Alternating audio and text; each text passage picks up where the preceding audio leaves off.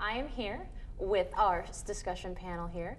First off, we've got Walter Washington. How you doing, Walter? Good, thank you. Okay. And we've got Laureline Antes. Laureline, how's your evening going? Good. Good. Okay. And Ben Darling.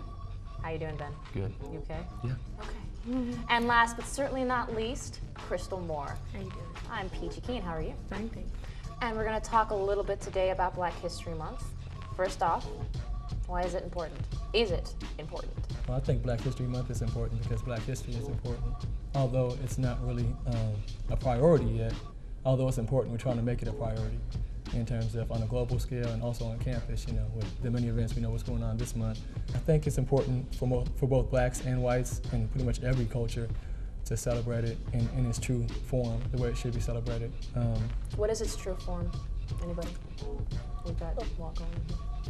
Well, Black history is everyone's history. So in its true form, not just limiting to the discussions to just Martin Luther King, but talking about the Fannie Lou Hamers and the Ella Bakers and the Mariah Miller Stewarts and the Malcolm X's and so on and so forth. And just really in every single part of American culture. How do you get people involved, I guess, in everybody involved, not just the African American community? I think first off, you have to stop reducing it to just 1 month out of the year.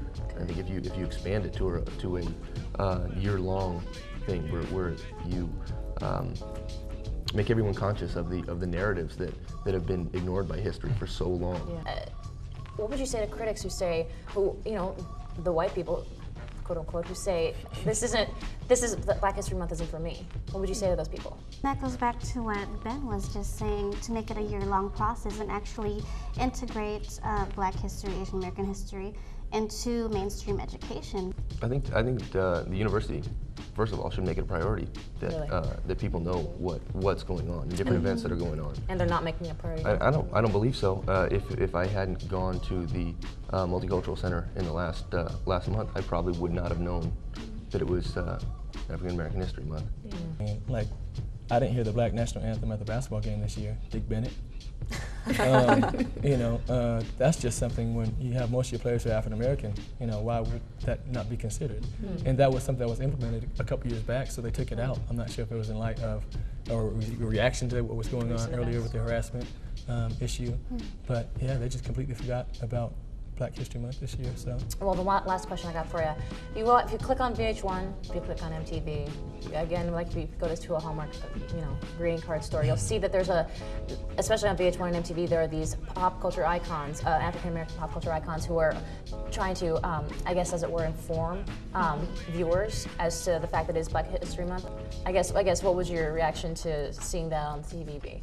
When that's the only view you see of African Americans, that's a problem from the get-go. But you can't even have a positive commercial that follows up a show like Real World, where and everything that's involved with race going on with that show. Then you try to follow up with whoever it's Most Def or whoever it is, Ja Rule talking about African American History Month. It's like, that just is not a good transition.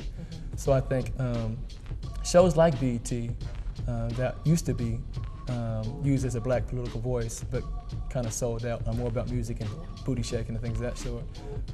We got to hold them accountable. So you know what, you're the only Voice people. you're the only voice that some people see. I just think it's interesting how they're advertising that, whereas on February 26th they had a State of the Black Community address. And that was, you can find that information out with TavisSmiley.com, and it just basically talking about issues in the community as far as Black people are concerned within the context of the American society.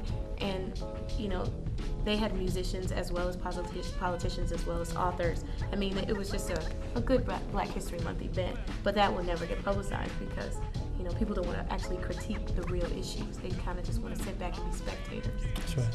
So. Well, I appreciate the time you took, guys. Thank you very much. The richness of our community's diversity can only be fully realized when we take the time to educate ourselves and understand the culture and heritage of the people around us, not by simply absorbing it through popular culture, but by recognizing that our history affects everyone. Thank you for joining us tonight on Voices.